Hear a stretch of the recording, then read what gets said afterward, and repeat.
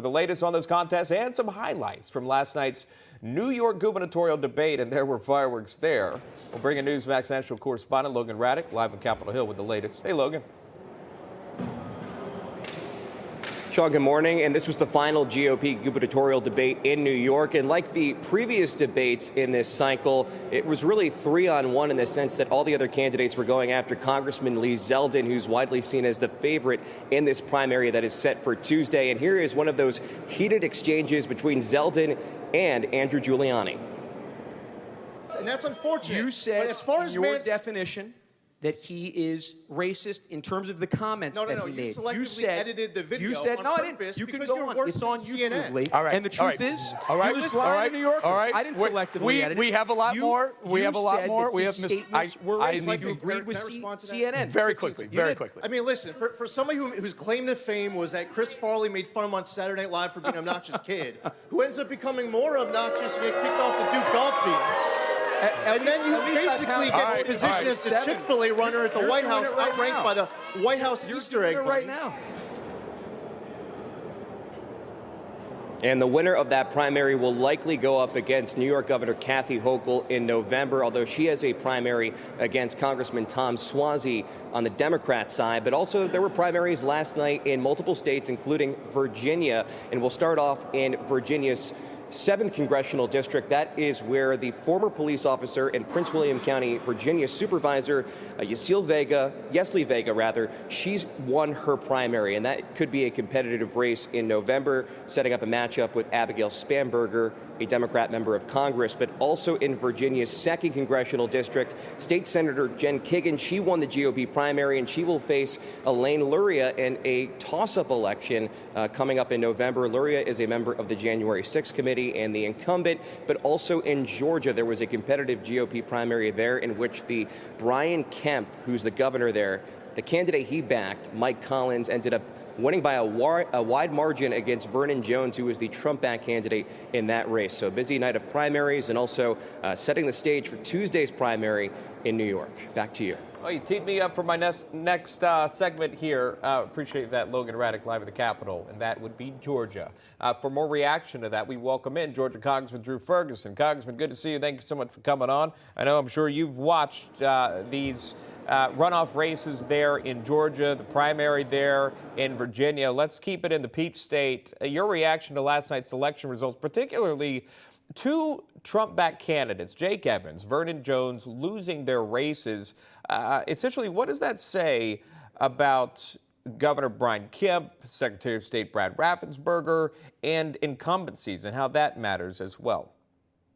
Look, I think the first thing that you've got to recognize is that the two candidates that won, Rich McCormick and Mike Collins, are both outstanding candidates, and they ran really good races, and they are prolific campaigners. I think it says a lot more about where they are. But also keep in mind, Governor Kemp won handily in a primary, and he is the clear Republican leader in the state of Georgia right now. And I look at the candidates, and look, we got another great candidate that you didn't mention down in the 2nd congressional district, Chris West, who will be in a competitive general election against Democrat Sanford Bishop. So we've got a lot of good things happening in Georgia right now. Yeah, continue to focus on that. I want to move, though, to the news of the day, if I can, with you. Multiple outlets, including CNN, reporting this. President Biden will call for a 3-month suspension of the federal gas tax. That'll save you about 18 cents per gallon here, but some officials acknowledging it will not alone fix the problem here. Is it a temporary Band-Aid? Your thoughts when you saw this 3-month holiday on gas tax? Listen, it's not even a Band-Aid. Gas is at $5 a gallon. This is 18 cents. I mean, let's just say you drop it 20 cents a gallon, 18 cents a gallon, and you're like $4.80 a gallon. That is still not a good deal for the American people. You know, the Biden administration promised to end fossil fuel production in the U.S. They continue to double down on the policies, and it's creating tremendous pain for the American family. And to go out and to claim victory by saying it's 18 cents, we're going to save you 18 cents for 3 months, that is shallow, it's hollow. And here's the other problem.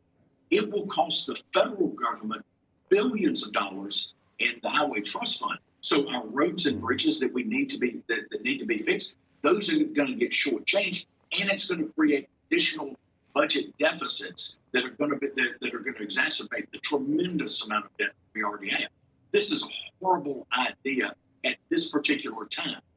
At the federal level, what we need to be doing is drilling, using our own natural gas and our oil, and quit flying to Saudi Arabia to ask the folks that need to do us harm for their oil. This is the craziest, most outlandish policy that I've seen. American families know where the problem is, and they know how to fix it, and that is to drill more resources here.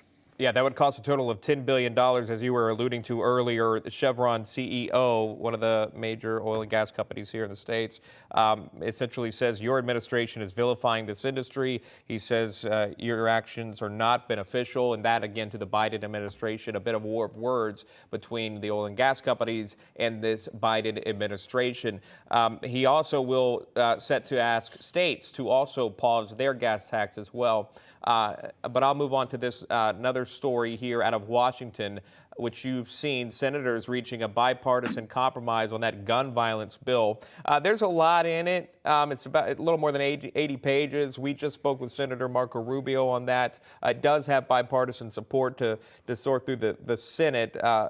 Senator Rubio wanted a little more elaboration, or rather specifics, if you can, on the red flag laws in it. As you would serve there in the House, I believe you're the deputy whip on the GOP side. Where would you stand on this? Because it seems like this would head your way sometime soon. Does it have your support? Have you read through this bill at all? Is there something you'd like to see in it?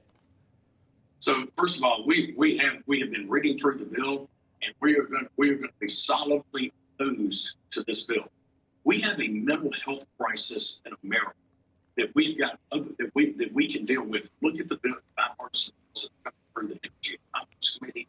This one that will hit the floor, that will fundamentally address the mental health crisis that's here in America. But we should not try to tie an erosion of the Second Amendment to this particular issue. We have to deal with school safety. We have to deal with mental health issues, and we are dealing with those.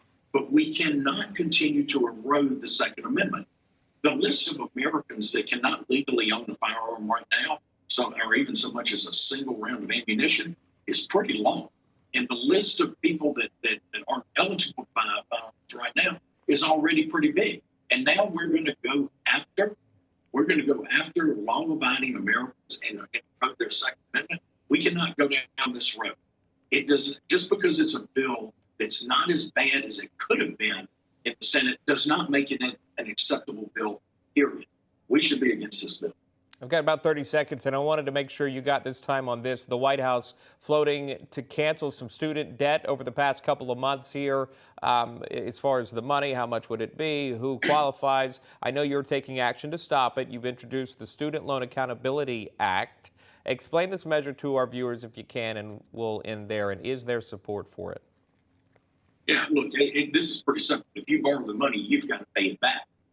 Forgiving student loan debt is so unfair to millions of Americans that have already incurred the debt and have paid it back. Families that have saved for college.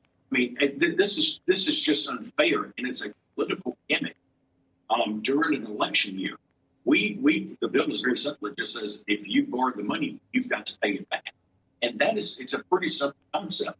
Again, look at what happens if you don't. Create a tremendous amount of unfairness. I mean, are you going to give people that have borrowed money to go to Harvard with an endowment that's worth billions of dollars? Are you going to allow them to simply write that debt off?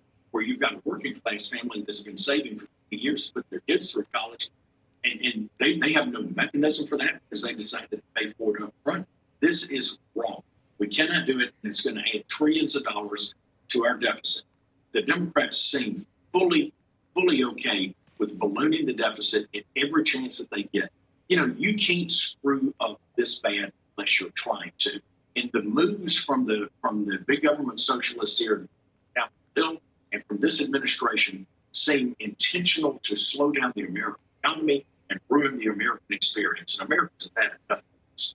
All right, we'll leave it right there. Georgia Congressman Drew Ferguson joining us live on National Report. Congressman, thank you for your time. Thank you. Hey, I'm Rob Finnerty. Thanks for watching. If you enjoyed this video, please join the conversation in the comments below. Don't forget to subscribe, too. Hit the bell icon to be alerted to breaking news. And remember, there's a whole lot more on Newsmax TV, America's fastest growing cable news network. Newsmax TV, we're real news for real people.